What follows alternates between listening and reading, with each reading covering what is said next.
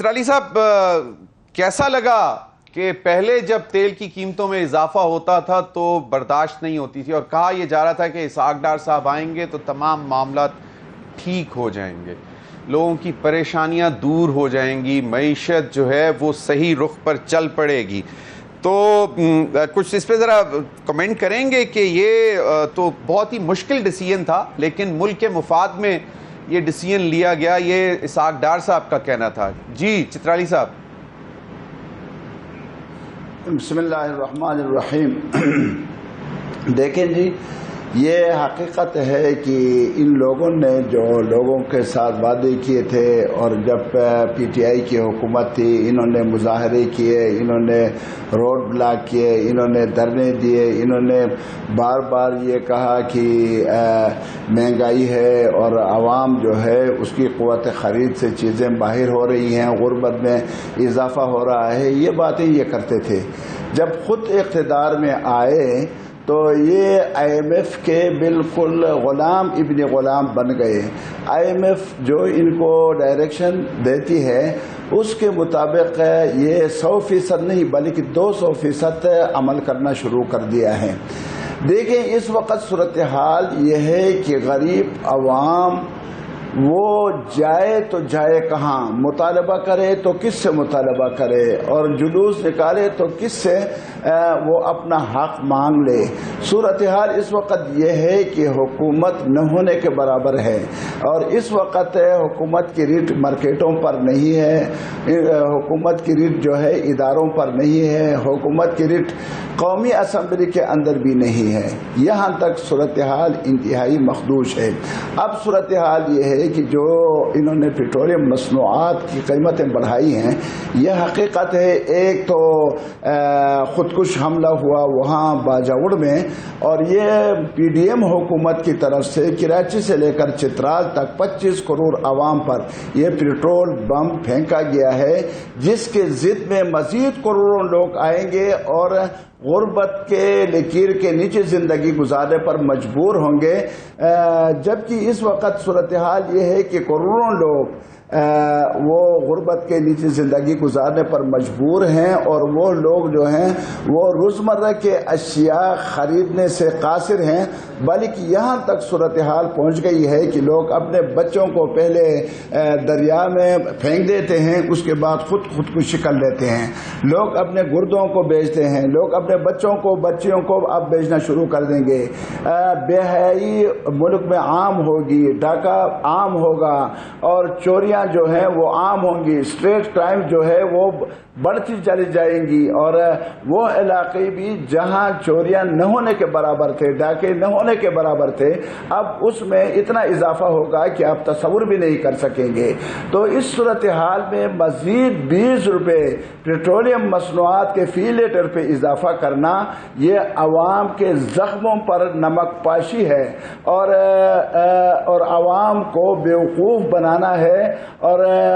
حالانکہ ان لوگوں کا جو عوام کے ساتھ کیا ہوا وعدہ تھا وہ یہ تھا کہ ہم آئیں گے تو معیشت کو مضبوط کریں گے۔ اب معیشت جو ہے تباہی کے دہانے پہ پہنچ گئی ہے۔ حقیقت یہ ہے آئی ایم ایف سے قرض لینے کے بعد بھی یہ تباہی کے دہانے پر ہماری معیشت کھڑی ہے۔ اس وقت صورتحال یہ ہے مولانا صاحب، لیکن حکومت ملکی مفاد اسحاق ڈار صاحب، بالکل ملکی مفاد کیا ہے اس میں؟ ڈار صاحب نے کہا کہ ملکی مفاد میں ہمیں یہ فیصلہ کرنا پڑا۔ ملکی مفاد میں انہوں نے اسٹیٹ بینک کو ان کے حوالے کر دیا، ملکی مفاد میں انہوں نے اشیاء خوردنوش کی قیمتیں بڑھا دی، ملکی مفاد میں انہوں نے ٹیکسز لگا دیے، ملکی مفاد میں انہوں نے قوم کو جو ریلیف دے رہے تھے، کسانوں کو ریلیف دے رہے تھے، دور دراز علاقوں کو چترال اور سوات اور دیر ان علاقوں کو ٹیکسز سے مستثنا کر کے ریلیف دے رہے تھے، وہ ریلیف انہوں نے واپس لیے۔ قوم کے مفاد میں انہوں نے پیٹرولیم کی قیمتوں میں اضافہ کر دیا، قوم کی مفاد میں، پاکستان کی مفاد میں انہوں نے بجلی کے قیمتوں میں 7.5 کا اضافہ کر دیا۔ بالکل صحیح، یہ سارے قومی مفاد ہیں۔ صحیح۔ چترالی صاحب ذرا مجھے یہ بتائیں کہ نگراں حکومت کے حوالے سے، اور دوسرا آج پرائم منسٹر نے بھی بولا کہ نئی مردم شماری کے تحت انتخابات ہوں گے اور ان میں تاخیر نہیں ہوگی. ایک تو یہ کہ اگر تو نوٹیفائی ہوتا ہے یہ رزلٹ جو ڈیجیٹل سینسس ہے تو پھر ڈیلیمیٹیشنز ہونا لازم ہے، حلقہ بندیاں ہونی ہیں، اور اس کے لیے الیکشن کمیشن کہتا ہے 4 سے 6 مہینے لگ سکتے ہیں. تو آپ کو ویسے لگتا کیا ہے کہ کیا کس طرف صورتحال بنے گی، اور کوئی سیاستدان آپ کی نظر میں بھی ہے جو آپ جس کا نام لے سکیں کہ ہاں جی یہ جو ہے بالکل غیر جانبدار ہوگا اور یہ کیئر ٹیکر وزیر اعظم ہو تو ٹھیک ہوگا؟ دیکھیں بات یہ ہے کہ ایک تو نگران حکومت کے لیے انہوں نے بل پیش کیا قومی اسمبلی میں، قانون سازی کی، بین الاقوامی معاہدات کو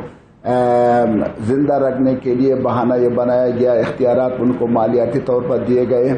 اور اس کے ساتھ ساتھ جو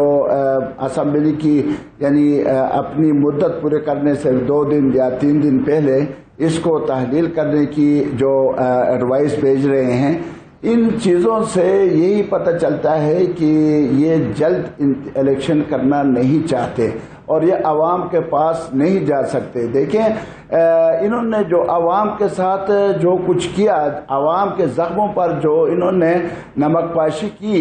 حقیقت یہ ہے کہ اب عوام کا سامنا یہ نہیں کر سکتے پی ڈی ایم کی حکومت اور اس میں شامل پارٹیاں. اس کی وجہ یہ ہے کہ دیکھیں پہلے یہ ہوتا تھا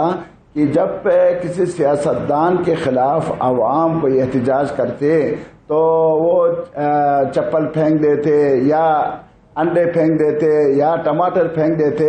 اب صورتحال یہ ہے کہ ان چیزوں کے ساتھ ساتھ پتھر بھی پھینکیں گے ان پر اور یہ عوام کا سامنا نہیں کر سکیں گے. اب عبوری جو حکومت یہ بنا رہے ہیں، عبوری حکومت نہیں، میں تو کہتا ہوں کہ یہ پی ڈی ایم حکومت کی تسلسل ہے. جس طرح صوبہ خیبر پختونخوا میں تمام پارٹیوں کو عبوری صوبائی حکومت میں شامل کیا گیا ہے، گورنر ایک پارٹی کا ہے، اسی طرح پنجاب میں اب جائیں وہاں بھی تمام پارٹیوں کو ان کا شیئر، ان کا حصہ ان کو دیا گیا ہے. اسی طرح مرکز میں بھی ایک پارٹی جو ہے جو میجر پارٹی ہے اس کا وزیر اعظم آئے گا، اور باقی صبر کریں جی، باقی جو وزراء ہیں جہاں تک مجھے معلوم ہے انہوں نے آپ کو لگتا ہے کہ پی ڈی پارٹیوں میں اور پارٹیوں کو کہا جائے. چترالی صاحب یہ ایک سٹوری میں نے آپ کو سنائی ہے، اس پر کچھ کمنٹ کریں گے؟ کیونکہ تعلیم ایک واحد ایسی چیز ہے جہاں پہ ہم دیکھ رہے ہیں کہ اس وقت لوگوں کی مطلب مہنگائی سے ویسے ہی کمر ٹوٹی ہوئی ہے، اور جو نجی اسکول ہیں ان کی فیسیں آپ کو بھی شاید اندازہ ہوگا، اور یہ جو پلاٹس ہیں یہ باقاعدہ ایک جو ہے ایک ڈیسیژن ہوا تھا کہ ہر سیکٹر میں جو پلاٹ ہوگا ایک سکول کے لیے ہوگا، وہ سرکاری سکول وہاں پہ بنایا جائے گا، اور اس کے بعد وہاں پہ مفت تعلیم دی جائے گی اور مفت جو نصاب کی کتابیں ہیں وہ بھی دی جائیں گی. لیکن یہ ایک سوچی سمجھی اسکیم کے تحت پلان کر کے پبلک پرائیویٹ پارٹنرشپ میں ایک نجی اسکول کی چین کو دینے کی کوشش کی جا رہی ہے. دیکھیں اس میں ہر حکومت میں مافیاز ہوتے ہیں اور وہ حکومت کو بھی بلیک میلنگ کرتے ہیں اور وزراء کو بھی کرتے ہیں، اور یہ جو اقدام انہوں نے کرنے جا رہے ہیں یہ بالکل قانون کے بھی خلاف ہے، آئین کے بھی خلاف ہے، اور میں کہتا ہوں کہ حکومت کا جو کردار ہونا چاہیے اس کے بھی خلاف ہے.